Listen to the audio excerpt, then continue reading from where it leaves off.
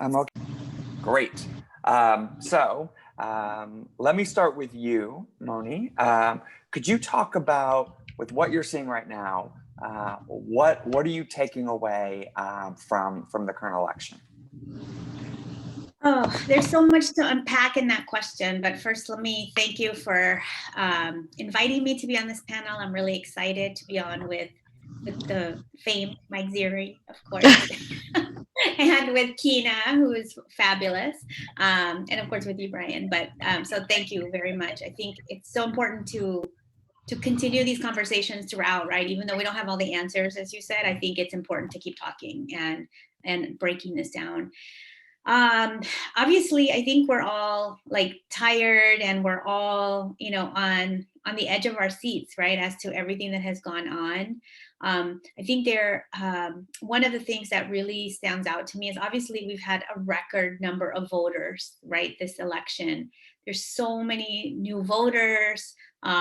There's so many more people of color that voted this election, notwithstanding every effort to suppress those votes, because I think it's important to say that and to remember.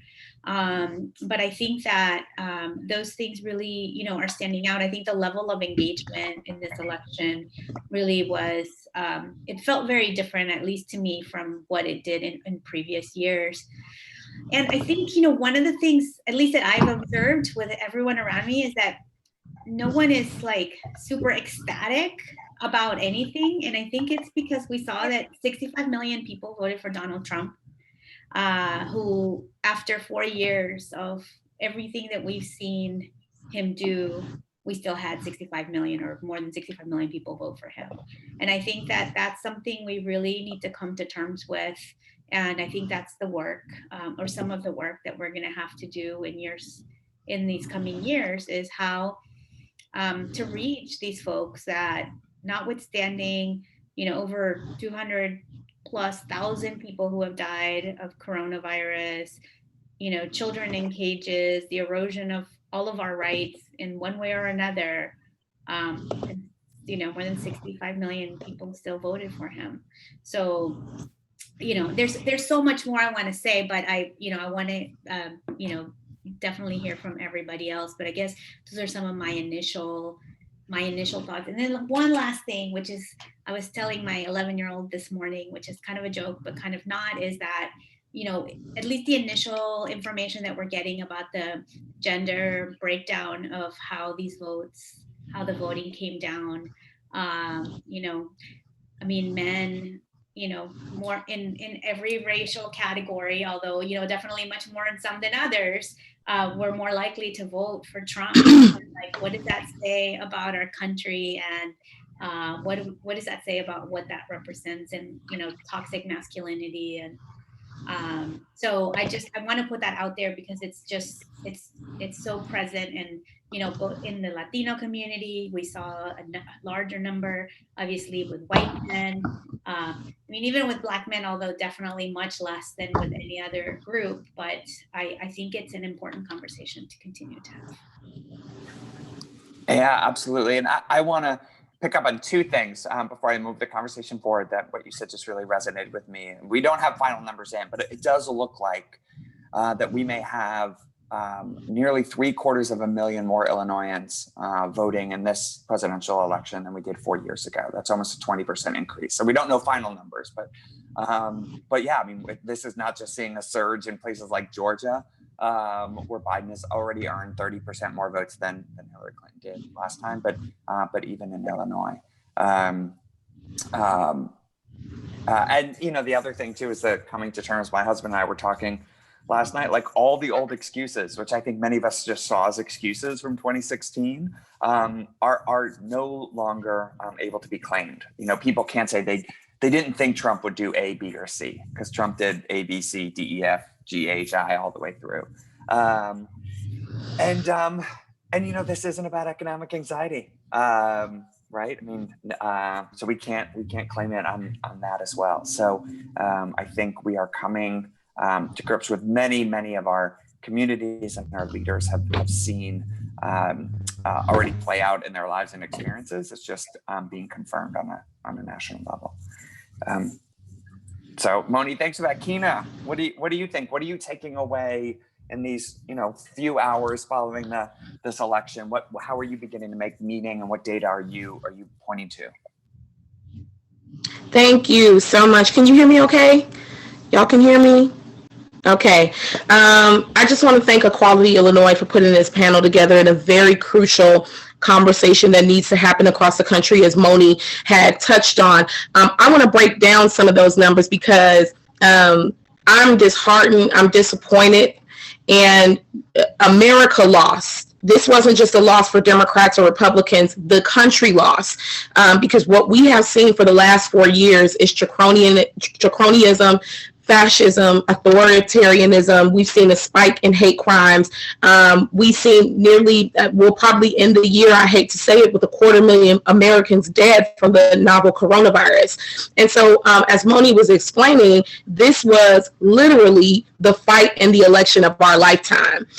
With the Supreme Court now swinging in favor of conservatives, and with Mitch McConnell and Donald Trump in the last 4 years stuffing the federal judgeships all across the country, which are also lifetime appointments, we are in for an epic battle of proportions for civil rights. And so let's break down some of those demographics. 55% of white women voted for Trump. 18 to 20% of Black men voted for Trump, 36% of Latino men voted for Trump, 28% of Latino women, and out of all of the voters combined, 28% of all of the voters were identified as LGBTQ. So what we know is that Trump expanded his base of people, and he actually drove voter turnout. And unless we begin to have a real conversation about how that happened, we will continue to lose these battles. And, it was also sad on election night to see that the down ballot races came in, and we took some hits on the down ballot races. We took some wins as well, with neighbors in Missouri electing Cori Bush as the first Black woman to emerge out of Missouri in the Congress to expand the squad. Jamal Bowen in New York. We saw Mondaire Jones, who is Richie Torres, who are the first openly elected Black gay men in Congress. So we saw some victories, but not nearly enough given the conditions that have happened in the last 4 years. I would also like to say polls mean absolutely nothing. That's what I took away from this election. Every single poll got it wrong. They said that this was going to be a landslide. They said that this was going to be a bloodbath, that it was going to be the blue wave. They got it wrong. We have to push our candidates, and we have to push our organizations to get our agenda on the forefront and be boots on the ground in these districts, contacting voters, listening to their concerns, and actually acting on the things that they want to see changed in our community. Otherwise, we lean on these polls, and these polls don't help us. The final thing that, and just on the polls, the Democratic Party relied on these polls, and they thought that we would have a landslide, and they focused a lot of their attention on white suburban women and Republicans. Only 6% of Republicans voted for Joe Biden. 55% of white women, majority of them voted for Trump. So that is not who our swing voter is. Our swing voter is turning the non-voter and the first-time voter into the voter. We need to be investing and being efficient with get out the vote efforts, and we need to be going places and incentivizing the reasons for marginalized groups of people to come out and vote. The Latino community, I'm not going to steal Mony's thunder, and I'll wrap up. I know you got to go to Mike. I'm not going to steal Mony's thunder, but we now have to focus our lens on the Latino community. They won Arizona for the Democrats. And I hope that those activists and those nonprofits and those groups that were on the ground in Arizona start getting the recognition, Latino groups start getting the recognition that they deserve from the Democratic Party, because they flipped Arizona and nearly flipped Texas for Joe Biden. The final thing I'll say is everybody needs to start voting like Black women. 91% of Black women came out to vote. We had the highest voter turnout again, and there wasn't one single demographic that matched the level of enthusiasm that Black women had. in this election cycle. We voted against fascism. We voted against racism. We voted against sexism, and no one stood with us. There was not one demographic stood and matched with us. We have always been the moral fiber and the moral backbone of this country. And so what I say to Black women and to the Democratic Party in particular, because Black women identify in the Democratic Party, is we're no longer the pack mules for the Democratic Party. We are not going to just push people across the finish line. People need to start electing Black women into office, because if we have the moral fortitude to go into the ballot box and save this country, imagine what happens if you let us lead. Mike, what are your thoughts and takeaways? Hey everyone, Mike Ziri from Equality, Illinois. I love being on this panel with Kina and Mony, because there's frankly not much more that I can or want to add, because Kina and Mony have said it so eloquently. But to echo their points, this election was not a strong foundation of the last 4 years. And that's very, very troubling, very concerning, because like you said, Brian, like voters can't say they didn't know anymore. And, you mentioned the data on LGBTQ voters in this election. And I think you said 25% were supportive of Trump. I think is what you said. I mean, that floors me, and it's really, really concerning based on what this administration has done over the last 4 years to strip away LGBTQ rights and the rights of trans people in particular. And then they then try to gaslight the public and say that he's the most pro-gay, president ever, which just frankly isn't true. So if this election was supposed to have been a forthright, strong repudiation, I don't know that I don't think we see that. We do see huge, popular vote margin for Joe Biden. What's clear to me out of this is one of the policy paths that's clear is we need to strengthen our voting infrastructure also, and that means fighting suppression, enhancing, I think, civics education, so that we can push back against these claims that we're hearing now of stolen elections, when all that's happening is ballots are just being counted, which is normal and regular and may take a few days. So I think that's something that I've seen, that like, hey, voting rights need to be strengthened, in the states and at the federal level. And just, can't say anything better than what Kina and Mony have already said. Great, Mike, let me pick up from there. If you could just give a quick overview of what you're seeing here in Illinois on some of the issues that some of the LGBTQ candidates and the issues that we were behind as an organization. Can you kind of give an update on what you think your personal takeaways from those are? Absolutely. And I would say election night was a mixed bag in Illinois. For two, I'll just mention two defeats, one of which we were very much active in. The disappointment of the fair tax amendment failing, which was such an important amendment for LGBTQ people. When you look at the data and you see that LGBTQ people disproportionately rely on services like housing assistance, like SNAP, supplemental nutrition assistance, like many Medicaid also, and that the fair tax would have helped shore up those systems that support the most vulnerable in our communities. And to see the amendment be defeated, and then hear the governor say, well, we're going to have big cuts. And who are those cuts going to affect? They're going to affect the same vulnerable LGBTQ people, the same vulnerable people of color, the same marginalized communities. So really disappointed that the fair tax wasn't adopted.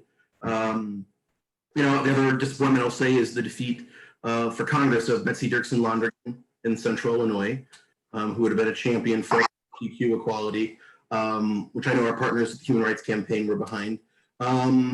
Just a few races I want to celebrate. The re-election of Kim Foxx in Cook County, who beat back criticism, racist attacks to overwhelmingly win re-election, and give us another 4 years of fair, safer, and more equitable criminal justice reforms here in Cook County, and hopefully be an inspiration to prosecutors then across the country.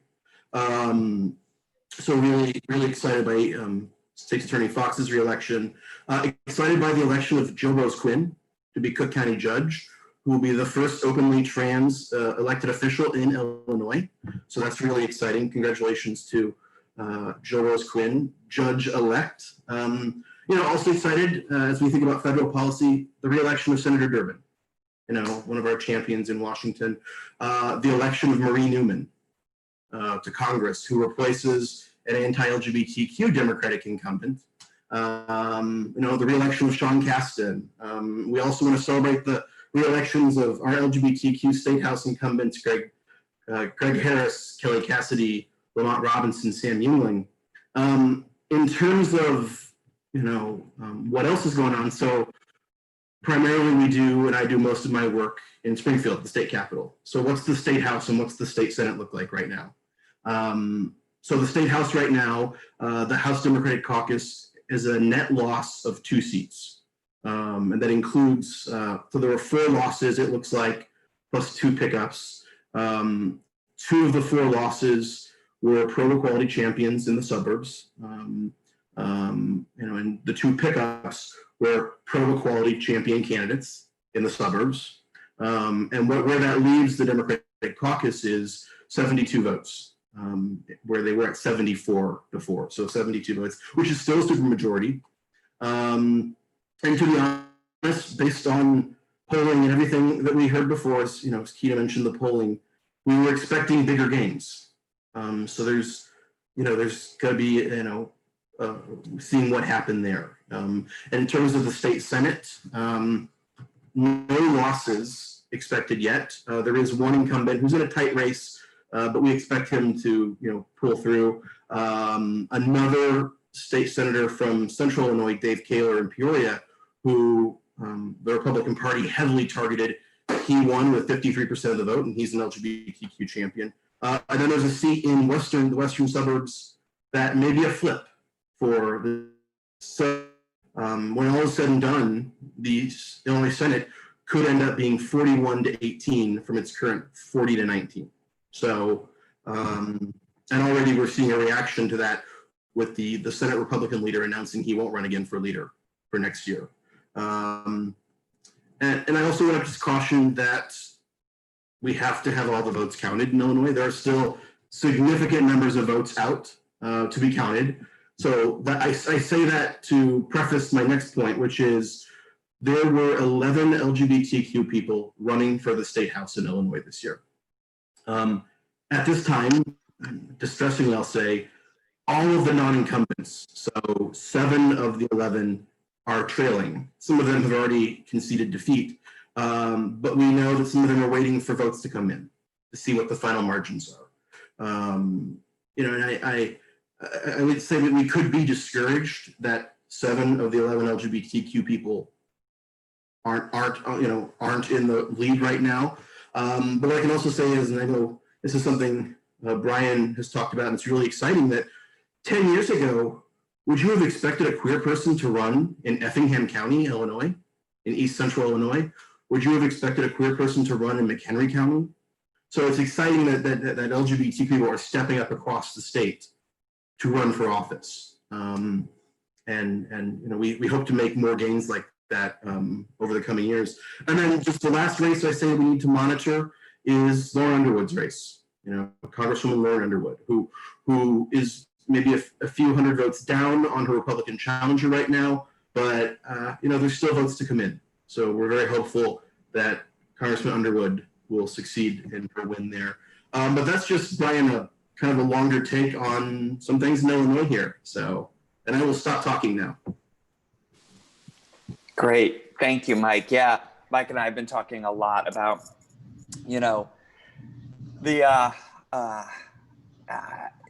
the disappointment that none of our LGBTQ non-incumbents have yet been successful in their races.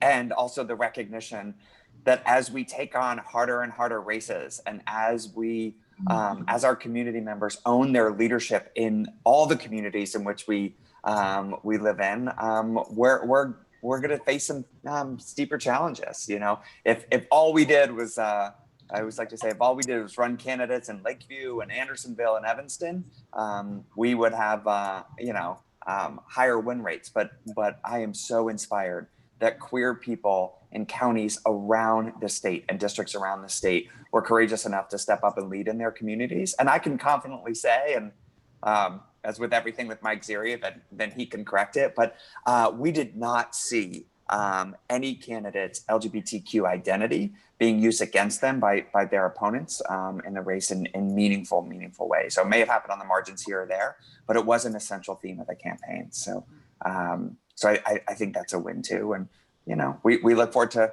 in future cycles, making that Illinois House even more LGBTQ friendly. Mony, I'm going to come back to you.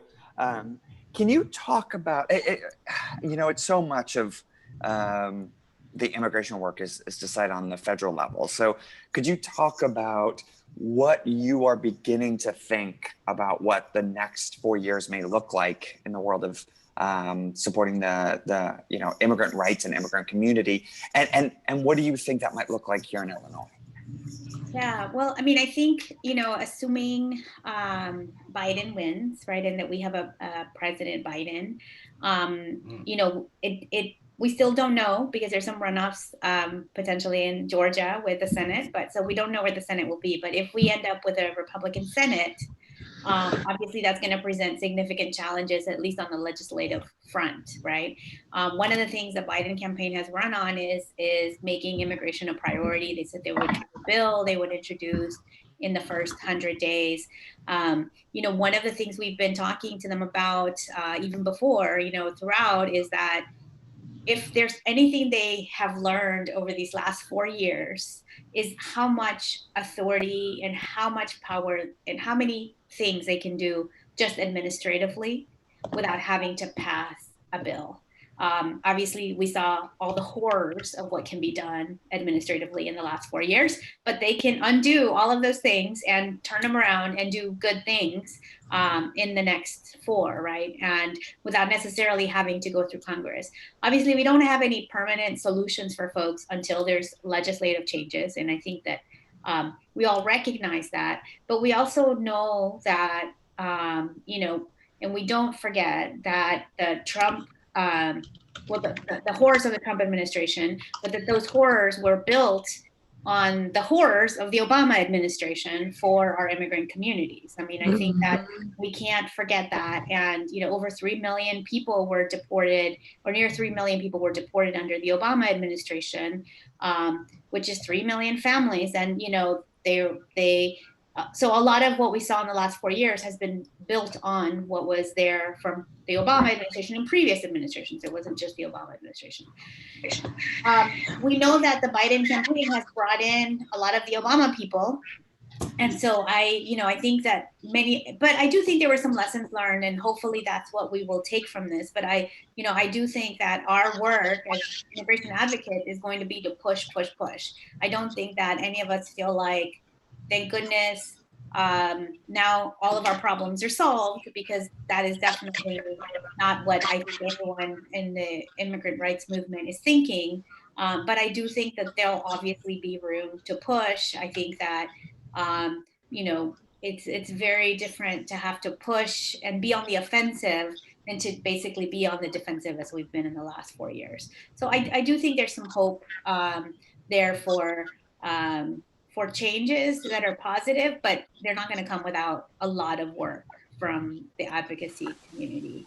And then at the state level, I mean, Illinois has really led the way in making, having pro-immigrant policies throughout the state, and at the local level and at the state level. And I think that what we hope, there's still more that can be done. And I think obviously with and they've also gone on the offensive. They've filed lawsuits against the federal government to protect the rights of immigrants. And so there's a lot that the state has done. And so we're hoping that, there's still more to come, obviously at the state level. There's still a lot of profit that is coming from the detention of immigrants here in the state of Illinois. And even though they're not private prisons, because we passed a bill to ban those for immigration purposes, county jails actually make millions of dollars off of the detention of immigrants in Illinois. And so there are things like that I think we need to continue to push on, and we need to change here in Illinois so that Illinois continues to lead and really show the example of what a safer community can be for our immigrant communities here in the state and throughout the country. Kina, when you think about, and I should say, because I see questions coming in, thank you. Keep the questions coming in the chat. We're going to turn them over in the next maybe 10, 15 minutes. So we'll be pulling from the chat.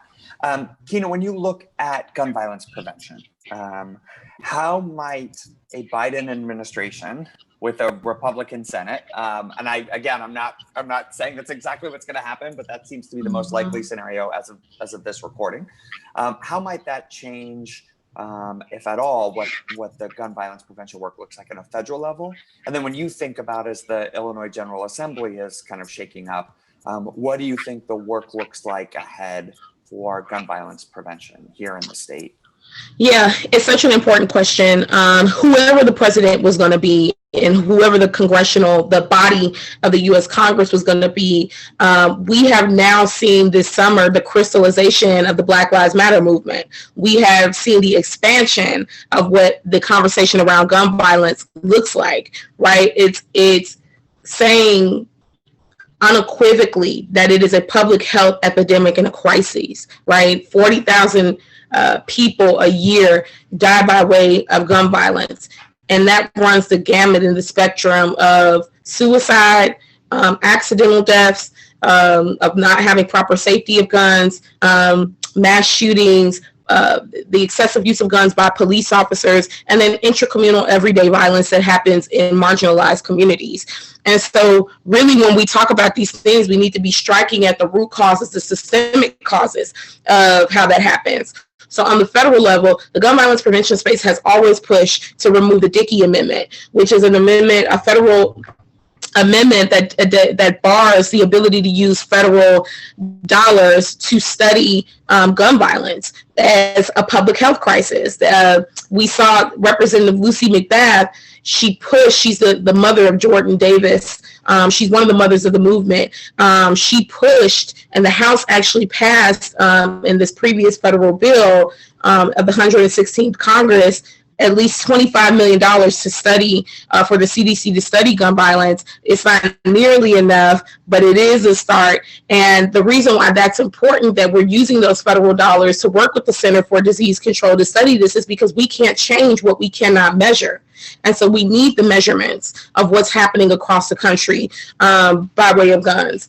And so a lot of great things happened in this previous session in Congress. The George Floyd Justice Act passed, which eliminates qualified immunity for police officers who gun down civilians. Of course, it was doomed as we went towards the Senate. And so what we need to work on federally is saying that gun violence in itself is a nonpartisan issue.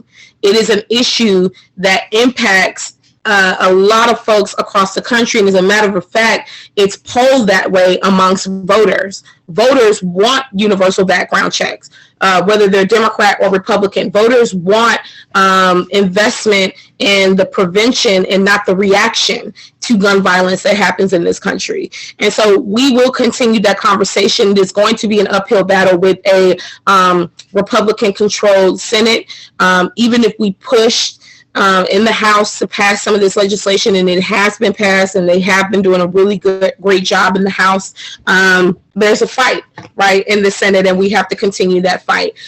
But if we're working on other legislation that strikes at the systemic causes of gun violence, like the Equality Act, like the Violence Against Women Act, making sure that those things are renewed, making sure that those things are passed, making sure that we are having that conversation, then we're striking at the root causes.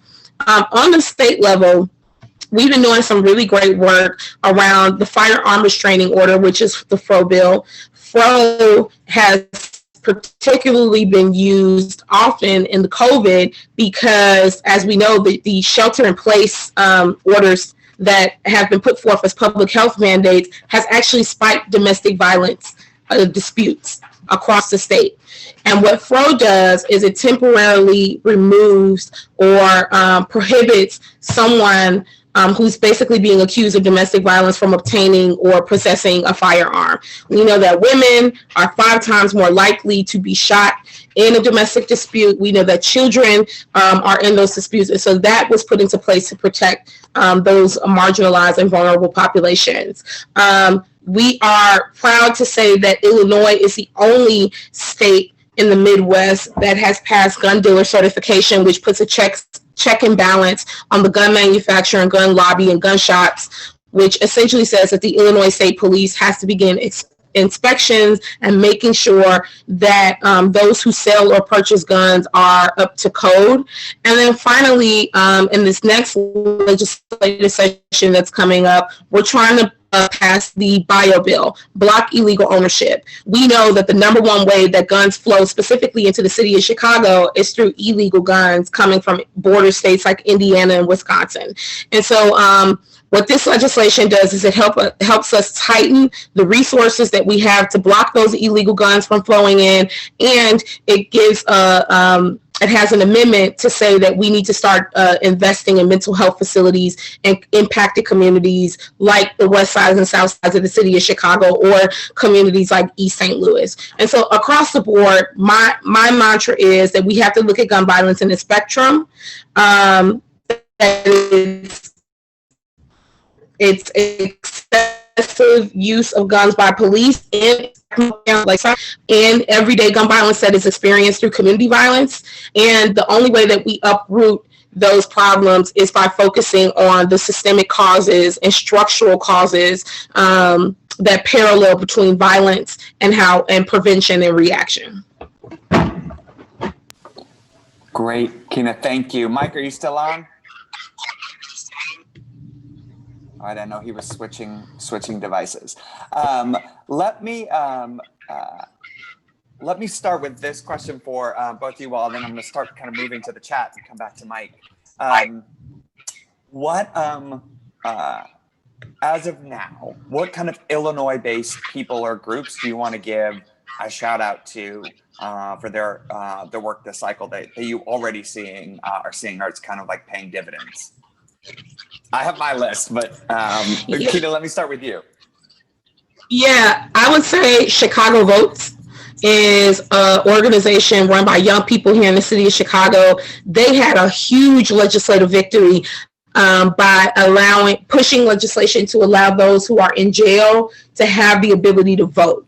That is huge, and it is unprecedented. It is something that is a part of that conversation of voter suppression that they push back on and now is legal. Basically, anybody in the state of Illinois, unless you're in a prison awaiting trial, can vote in an election. Whether you have a felony, it doesn't matter. Whether you want to get registered the day of to vote, it doesn't matter. You can go there to the polling place and get registered. Chicago Votes has done a really good job at kind of raising the bar on how we should be looking at dismantling voter suppression and how we should be targeting those communities that oftentimes get left behind in the process. They do something called Parade to the Polls, where they basically gather high school students and first-time voters, and they actually march to the polls with them and allow them to vote.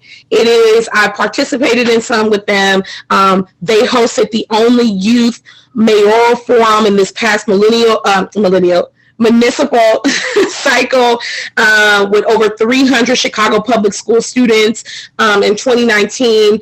It was the only youth-led mayoral forum. I mean, and they've just been doing fantastic work on the ground. And so I always say, give your dollars and your time to Chicago Votes because they're doing the work.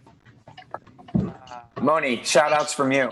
Oh my goodness. There's a lot of people, I mean, who were just really, like I said, engaged. There's so many young people. I don't even know. I don't want to start naming groups because I feel like I'm going to miss people. And then they're going to be like, wait, you didn't mention us. But, I think that one of the things that I really is really remarkable is that there were so many more opportunities to engage locally in your own community, as well as groups from Chicago who were doing work not just in Chicago, but in the suburbs, in downstate, and then even outside of the states, right? There were groups in Chicago who were taking people out to Michigan, to Wisconsin, to really push things there.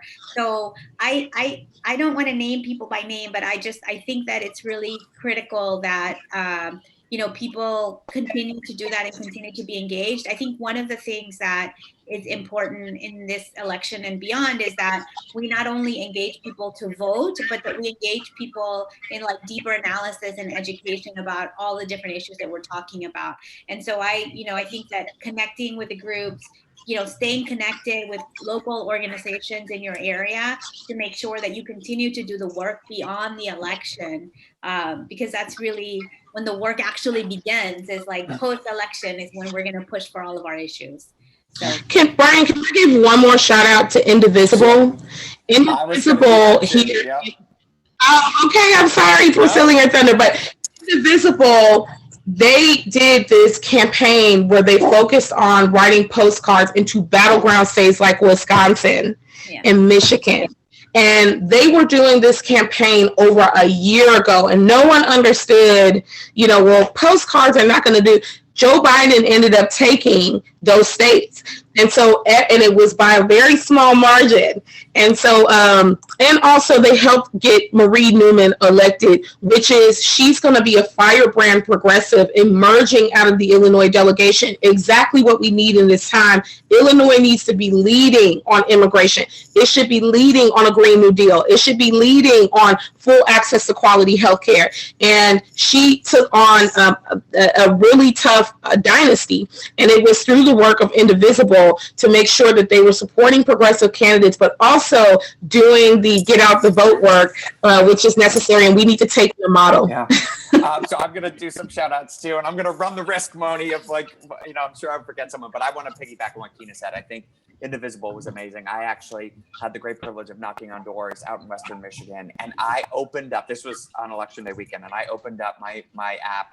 And I would go to a door and I literally would see over a dozen contact attempts for that voter. And I'm not sure that Gary Peters would have won here in the Senate. And I'm not sure that Michigan would have gone fully blue without the incredible work of Indivisible Chicago. And I know Western Michigan is not the only place that they work. So thank you.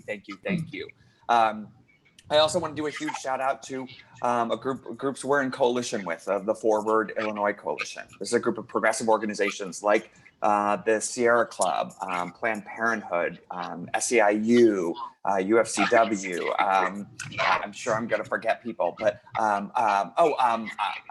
ICER is on there as well. I mean, this is a group of organizations that are really trying to push both voters and elected leaders to see how so many progressive causes come together, that we can't have queer justice if we're living in environmentally unhealthy communities, and we don't have reproductive freedoms, and we don't have full inclusion of the immigrant community in our state. So I'm incredibly grateful for all the work that they did.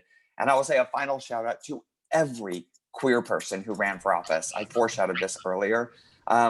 Win or lose, the fact that you stood up and put your name on the ballot to demand to be considered as a leader and to fight for full equality in this state. Like there are people that are going to come in your footsteps that would not be doing so without your courageous willingness to lead. And I am so incredibly grateful for every queer person who ran for office this cycle. Let me see, Mike, are you on here? If not, I'm going to do one other thing. Yeah, yes. Mike, you're going to do a 2 for question, then I'm going to open it up to questions, which is any additional shout outs, or did I cover them all? And then the other thing is, maybe you can lead with this one. What is the work, and I know Equality Illinois has not fully announced our full agenda yet, but if you would kind of foreshadow, what do you think in the new General Assembly coming together, how do you think that's going to impact our key priorities? Yeah, no, and in terms of shout outs among the 3 of you, I made a list and you said it all. Celebrate Chicago votes, celebrate ICER, Asian Americans Advancing Justice. Indivisible was on my list. And I'm proud to say, thanks to Eileen Dordek, who's on here somewhere, I wrote a tiny amount of those postcards to Pennsylvania voters. So a very, very tiny amount. So, lifting up Indivisible and the work around the postcards, and mentioning Michigan. I know there was a coalition, a core group of LGBTQ folks here in Chicago who basically adopted Southwestern Michigan. And get out the vote there over the weekends on election day. And Brian said it clearly, that kind of engagement clearly has had an impact. And then always want to lift up our friends in labor, our friends at SCIU, our friends at United Food and Commercial Workers, the Illinois AFL. It's, folks may not realize it, but the first non-discrimination protections came because of contracts negotiated by labor unions back in the 70s. So labor is just a critical partner. In terms of legislative agenda, one big thing which we introduced this year is the REACH Act, which is the Responsible Education for Adolescent and Children's Health, REACH Act. And it's a bill to essentially require comprehensive, inclusive sex ed, personal health and safety education in Illinois.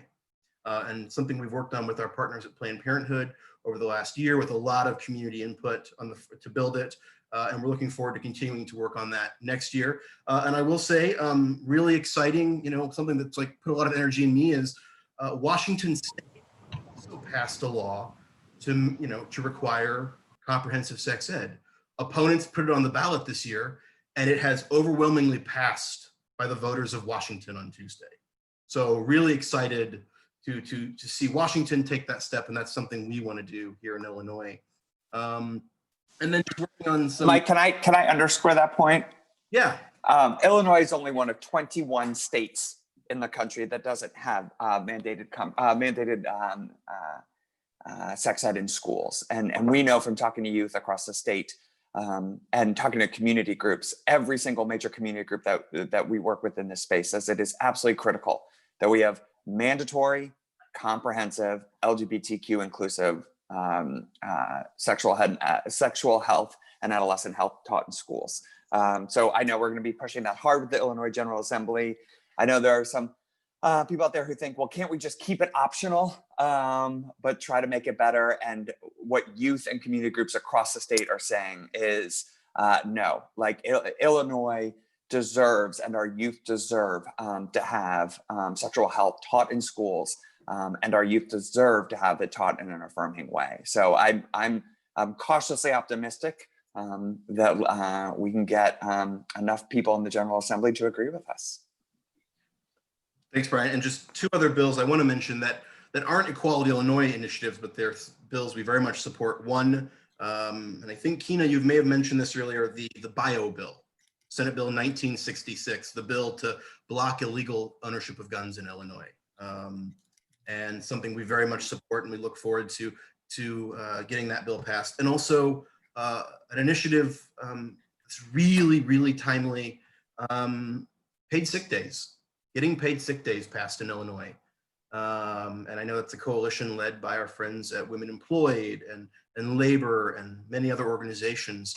And just, understanding how important having that opportunity to take paid time off is for queer families, and how the bill as introduced is an inclusive bill that would cover LGBTQ families. So just really looking forward to lifting up the leadership of our partners and getting the paid sick days passed.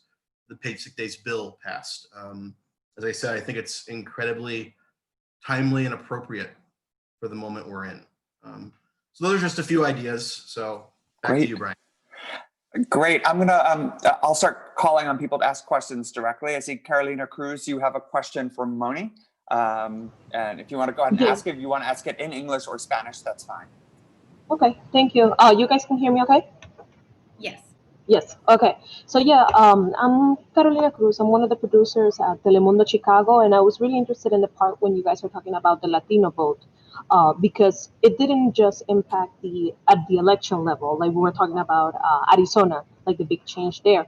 But I wanted to see, Mony, if you will be able to expand en español sobre el impacto latino, no solo a nivel presidencial, sino a nivel estatal. What I'm asking is, about the Latino vote, not just at the presidential level impact, but here statewide, like talking about the tax amendment. If you could expand on that in Spanish, we would appreciate it. Okay.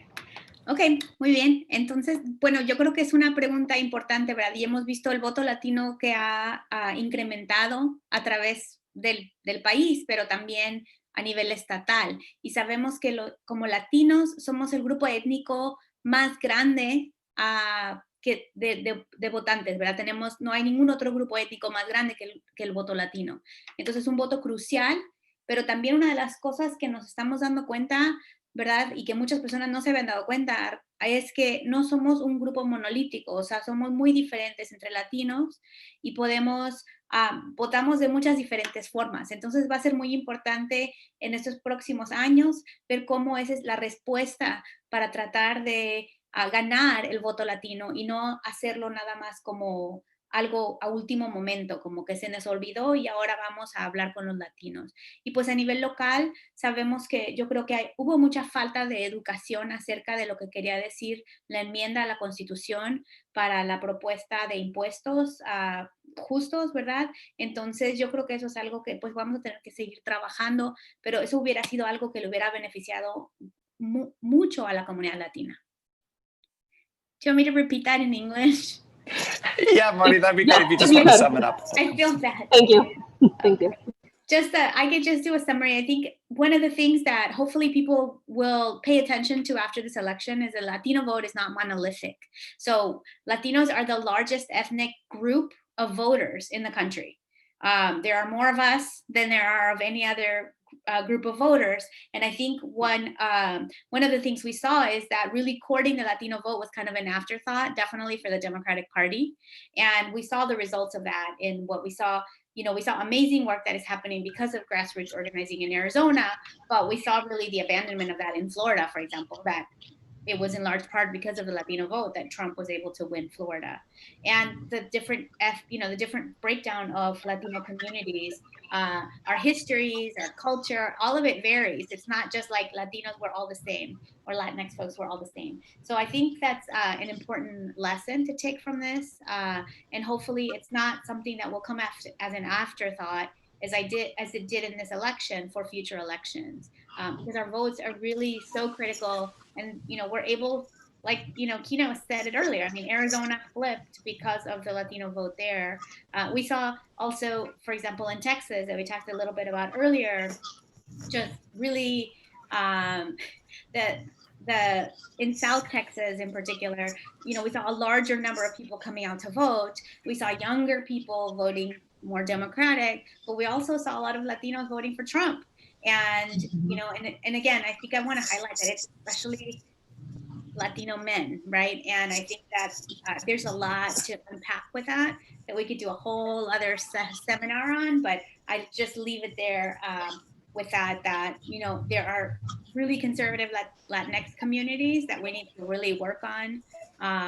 There's still a lot of work to do. And I agree with Kina that we should all vote like Black women. Can I add on, Mony, that the presidential election with Julian Castro, he basically shape-shifted the entire conversation about having the Iowa caucus as the first state that we collect votes from. So when 10 years from now, when we're not any longer having the Iowa caucus as the first state to collect votes, because there's only 3% Black people there in Iowa, and there are like no people of color in Iowa, and it's not reflective of the United States of America, we can thank Julian Castro for pushing that conversation and awakening the American public to that. So having those candidates on the stage, and I'm not speaking for the Latino community if Julian Castro was their candidate, but having him on the stage shifted the entire conversation, and it was pivotal and it was important. And Julian Castro had a Black woman campaign manager. So his campaign was an intersectional campaign, and it was very reflective in his policy. It was some of the best policy that was being put forth, definitely. Okay, last question, Eileen Thordak, who's on, and one group that we should also shout out is Personal Pack and the amazing work that they did. I mean, up until the last minute of the last time that you could vote, they were playing in so many races, trying to make sure that our General Assembly is most reflective of a commitment to reproductive freedom. And as I say all the time, there is no LGBTQ equality without reproductive freedom. That is our so much of our policy history. So thank you, Personal Pack, for everything. And I know you have an immigration question, so I'll open it up to you. But if you want to go to a different question, you can do that too. No, I mean, I think my frustration with this election is everything everybody said, but I'm also very worried that when we have issues, I get where reproductive justice is, I do. With LGBTQ issues, everybody, no matter what party you're in, you know somebody who is queer, probably have a family member. So I just want to know, my immigration question is connected. I am curious if in Illinois, immigration is just a one-party supportive issue, or if there are some people across parties, and how we can get some of our important issues, like Kina, you talking about gun rights, to be not just one party, but to meet people of different parties. That's just, my head explodes. There are no Republican pro-choice people left elected in Illinois, zero. It used to be a good showing. So that's my question.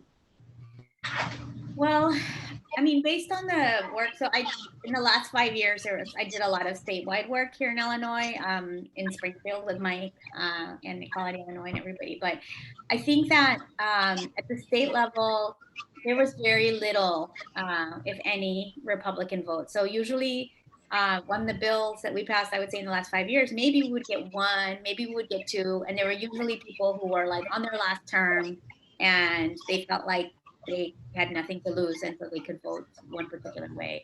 I think unfortunately immigration, has been, I mean, it's like one of the main issues that definitely Trump has campaigned on, and it's really, it's been polarized in that way. I think I like to talk about immigration is about people, it's about families.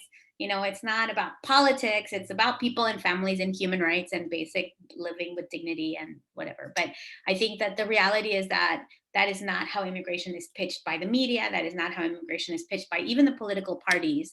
I think on both sides to a certain degree. And so I think that it's been really, really difficult to get bipartisan support on any immigration related issue.